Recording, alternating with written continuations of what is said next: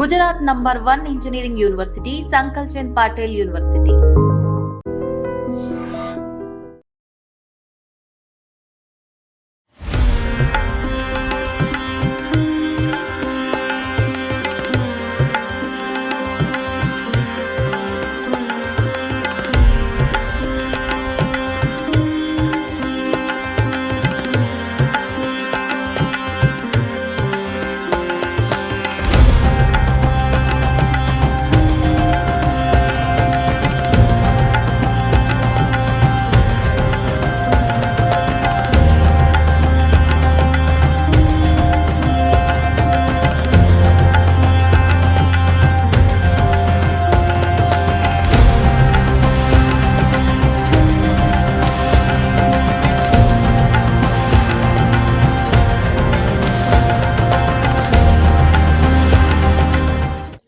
ద్వాపర యుగంలో వెలసిన శ్రీ అనంత పద్మనాభ స్వామివారి ఆలయం విశాఖ జిల్లా పద్మనాభ మండలంలో అత్యంత ఎత్తైన కొండపై వెలిసిన ఈ స్వామివారు ఎంతో తన మహిమను చాటుతూ విరాజిల్లుతున్నారు. ఇంత ఆధ్యాత్మిక చరిత్ర కలిగినటువంటి స్వామివారి గురించి, ఇక్కడ ఆలయ విశిష్టతల గురించి మరెన్నో విశేషాలు తెలుసుకుందాం. పంతులు గారు మనతో పాటు ఉన్నారు. నమస్తే పంతులు గారు. సో ఈ ఆలయం దేవాదాయ శాఖ ఆధ్వర్యంలో నిర్వహించబడుతూ దాదాపు 500 ఏళ్ళు పూర్తిగా వస్తోంది. సో ద్వాపర యుగం అంటున్నారు. పాండవులు కూడా ఇక్కడ వనవాసం చేసినప్పుడు ఇక్కడికి వచ్చారు. ఇంత గొప్ప చరిత్ర కలిగినటువంటి ఈ స్వామివారి గురించి మరి కృతేషు నారసింహస్య త్రేతాయాం రఘునందనః ద్వాపరో వాసుదేవస్య. ఈ స్వామివారు ద్వాపరయుగంలో వెలిసిన అనంత పద్మనాభ స్వామివారండి. ద్వాపరయుగంలో పంచపాండవులు అరణ్యవాసం చేసిన తర్వాత అజ్ఞాతవాస సమయంలో ఈ శిఖరం మీద కొంతకాలం ఉన్నారు. ఈ అజ్ఞాతవాస సమయంలో పంచపాండవులు ఎవరికంటా పడినా మళ్ళీ అరణ్యవాసము అజ్ఞాతవాసము చెయ్యాలి కాబట్టి శ్రీ మహావిష్ణు అవతారమైనటువంటి శ్రీకృష్ణుణ్ణి ప్రార్థించగా స్వామి ప్రత్యక్షమైనమ్మటనే స్వామి మా అరణ్యవాసాన్ని దిగ్విజయం చేశారు, అలానే మా అజ్ఞాతవాసాన్ని కూడా జయప్రదం చేయమని పంచపాండవులు శ్రీకృష్ణ పరమాత్మను కోరగా స్వామి ఈ ముల్లోకాలంతా కూడా పరిపాలించేవాణ్ణి, నేనంటే ఇక్కడ ఉండడం కుదరదు, నా శరీరంలో ముఖ్యమైనవి శంకు చక్రము నామము లక్ష్మీదేవి అనంతుణ్ణి ఈ శిఖరం మీద పెట్టి వెళ్తాను, నన్ను సేవించుకోండి. అనంతుడనేవాడు నాకు అత్యంత ప్రీతికరమైనవాడు. భాద్రపద మాసంలో శుద్ధ చతుర్దశి నాడు అనంతవ్రతం అనేది ఒకటి ఉన్నది. అది చేసుకున్నట్లయితే విజయాన్ని పొంది రాజ్యాభిషక్తులవుతారని చెప్పగా పంచపాండవులు స్వామివారిని సేవించుకొని భాద్రపద మాసం అనగా మనకు వినాయక చవితి అయిపోయిన తర్వాత పౌర్ణమి ముందు రోజు చతుర్దశి రోజున అనంతవ్రతము చేసుకున్న తర్వాత విజయదశమి కల్లా వాళ్ళకి విజయం చేకూరి వాళ్ళ రాజ్యానికి వెళ్తారండి. అందుకే ఆ రోజు విజయదశమి అని పేరు. ఇక్కడ స్వామివారు మొత్తం కూడా శిల మీద వెలిసిన స్వామివారండి. మీరు లోపల గమనించినట్లయితే స్వామివారి మధ్యలో నామము, కుడి పక్కన చక్రము, ఎడం పక్కన శంకు, శంకు దిగువ భాగంలో లక్ష్మీ అమ్మవారు వ్యక్త అవ్యక్తంగా కనిపించినట్లుగా లక్ష్మీ అమ్మవారు ఉంటారండి. ఇక్కడ నిదర్శనం ఏమిటయా అంటే స్వామి నేటికి కూడా సర్పరూపంలో సంచరిస్తూ ఉంటారో అదొక నిదర్శనం అండి. ఇంకొకటి ఏమిటయా అంటే మన వరల మొత్తం మీద కూడా స్వయంభూ వెలిసిన పద్మనాభ స్వామి మనకి ఇక్కడ ఒక్కచోటనే ఉన్నది. కేరళలో త్రివేంద్రంలో ఉన్న స్వామివారు కూడా ఋషులు ప్రతిష్ఠించిన విగ్రహం తప్పితే స్వయం వ్యక్తం కాదండి. కిందన మెట్లు కింద దిగువ భాగంలో కుంతీదేవి ప్రతిష్ఠించిన మాధవ స్వామి దేవాలయం ఉందండి. పంచపాండవుల తల్లి కుంతీదేవి వారి కుమారుల అరణ్యవాసానికి అజ్ఞాతవాసానికి వెళ్ళారని దిగులుతో చింతతో 5 చోట్లకు తీర్థయాత్రలు చేసిందండి. ఈ 5 చోట్ల కూడా మేనల్లుడైనటువంటి శ్రీకృష్ణుడిని ప్రతిష్ఠించుకుంటూ వచ్చింది. ఎందుకయ్యా అంటే పంచపాండవులు అరణ్యవాసము అజ్ఞాతవాస సమయంలో శ్రీకృష్ణ పరమాత్ముడు చేదోడు వాదోడుగా సహాయ సహకారాలు అందించని కృతజ్ఞతతో మేనల్లుడిని ప్రతిష్ఠించుకుంటూ వచ్చిందండి. ఒకటి కాశీ, రామేశ్వరం, ప్రయాగ, పిఠాపురం, పద్మనాభం. కాశీలో బిందుమాధవ స్వామి, ప్రయాగాలో వేణుమాధవ స్వామి, రామేశ్వరంలో సేతుమాధవ స్వామి, పిఠాపురంలో సుందరమాధవ స్వామి, చివరి క్షేత్రంగా శ్రీకృష్ణుడు కోరిక మేరకు ఇక్కడ మేనత్త పేరు కుంతి అని పేరు వచ్చిన తర్వాత మాధవుడు అని వస్తుందండి. ఈ 5 క్షేత్రాలను కూడా పంచమాధవ స్వామి క్షేత్రాలు లేదా కుంతి మాధవ స్వామి క్షేత్రాలు అంటారండి. వీరి సామ్రాజ్యానికి వెళ్ళిపోయిన తర్వాత మన విజయనగరం సామ్రాజ్యం పూసపాటి వారి సామ్రాజ్యం ఏర్పడిన తర్వాత విజయనగరం రాజాగారి కల్లో స్వామివారి దర్శనమిచ్చి పలానా అనంతగిరి మీద వెలిశాను, దేవాలయం నిర్మాణం చేయమని ఆజ్ఞాపించగా మన విజయనగరం రాజాగారు మొత్తం కూడా 104 దేవాలయాలు నిర్మాణం చేశారటండి. ఆ 104 దేవాలయాల్లో ఇక్కడ ప్రధానంగా 2 దేవాలయాలు ఉన్నాయండి. కొండ మీద అనంత పద్మనాభ స్వామి, కొండ దిగువన కుంతి మాధవ స్వామి. ఈ దేవాలయాల నడుమ నారాయణేశ్వర స్వామి దేవాలయం కూడా ఉందండి. సుమారు ఈ దేవాలయం నిర్మాణం జరిగి సుమారు 500 నుంచి 550 సంవత్సరాలు అవుతుందని చరిత్ర చెబుతుందండి. ఇక్కడ ప్రతి సంవత్సరం కూడా 4 పెద్ద ఉత్సవాలు జరుగుతాయి.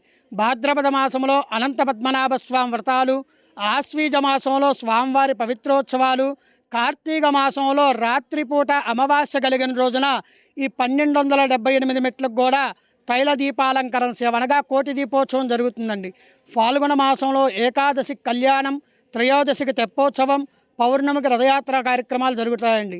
చిన్న చిన్న ఉత్సవాలు వచ్చి ధనుర్మాస సేవ, ముక్కోటి ఏకాదశి, గోదా కళ్యాణం, స్వామివారికి నవనీత సేవ, చందనోత్సవం, లక్ష తులసి పూజ కార్యక్రమాలు జరుగుతాయండి. ఇక్కడ జరిగే కార్యక్రమాలు ఇవ్వండి. పంతులు గారు, అన్ని దేవతా విగ్రహాలు చూస్తే కూర్చున్నట్టు, నిలబడినట్టు, అభయహస్తం ఇస్తున్నట్టు. బట్ పద్మనాభ స్వామి వారు మాత్రమే శేషవాహనంపై పవలింపు సేవలో ఉన్నట్టు ఉంటారు. ఆ ప్రత్యేకత ఏమైనా?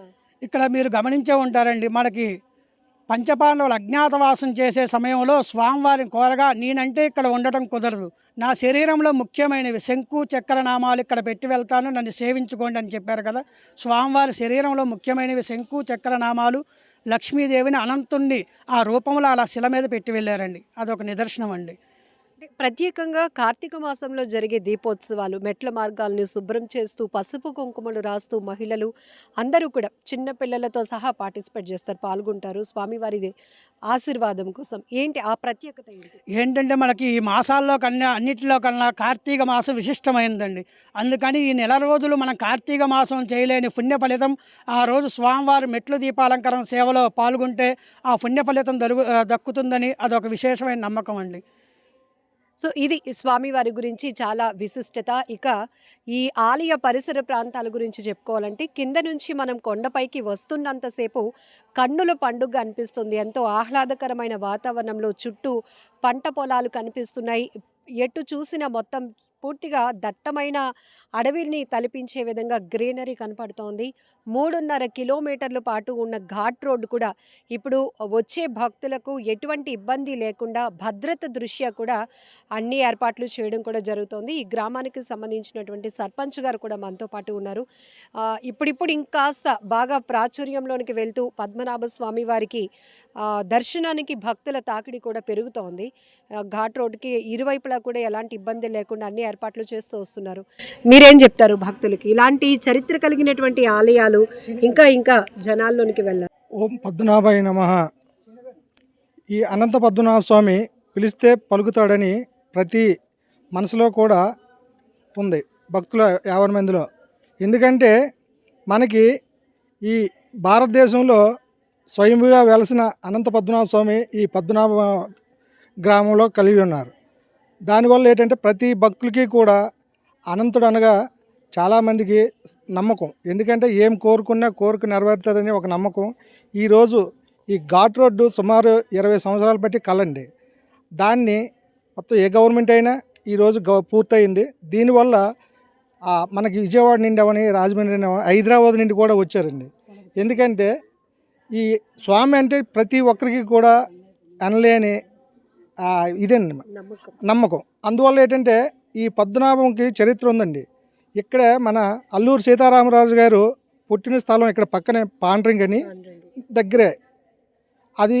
అలాగే ఇక్కడ పొట్టూరు గ్రామం అని అది ఈ గ్రామం పక్కనే అది కూడా స్తూపం ఉందండి. అలాగే శ్రీకృష్ణ దేవరాయల స్తూపం.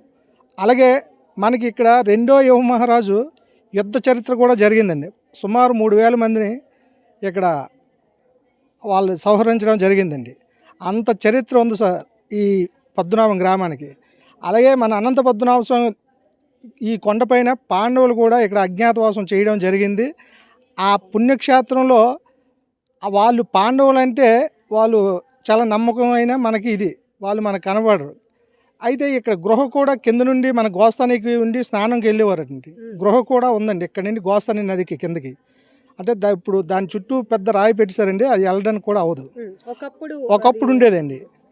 అలాగే మనకి శ్రీకృష్ణుని వేడుకోగా ఆయన ఏంటంటే, నేను లోక సంచారిని కాబట్టి నా తాలూకా ఆనవాళ్ళు అక్కడ పెడతాను, వాటికి మీరు వ్రతం చేసుకుంటే మీకు విజయం చేకూరుతుందని ఆయన చెప్పగా దానికి వ్రతం చేసుకోగా వాళ్ళకి విజయం చేకూరిందండి. అదే విజయం ఇప్పుడు మనకి రేపు సెప్టెంబర్ 6వ తారీఖుని చతుర్దశి కార్యక్రమం ఉందండి. దానికి కూడా సుమారు ఒక 500 మంది దంపతులు వ్రతాలు చేయించుకోవడానికి వస్తారండి. ప్రతి ఒక్కళ్ళని కూడా ఇక్కడికి వచ్చి కోరుకున్న వాళ్ళకి ఎవరికి కూడా మాకు ఈ కోరిక నెరవేరలేదనేసి ఒక్క భక్తుల్లో కూడా లేదండి. అంత నమ్మకం అండి భగవంతుడు అంటే. మాకు కూడా గ్రామస్తులుగా మాకు కూడా మంచి సంతోషంగా ఉంది. మేము కూడా స్వామివారి దయ వల్ల ఈ ఊరు కూడా అంత ప్రాశస్త్యం పొందినటువంటి ప్రాంతంగా విరాజిల్లుతోంది. కార్తీక మాసంలో జరిగే దీపోత్సవానికైతే లక్షలాదిగా భక్తులు తరలి వస్తుంటారు.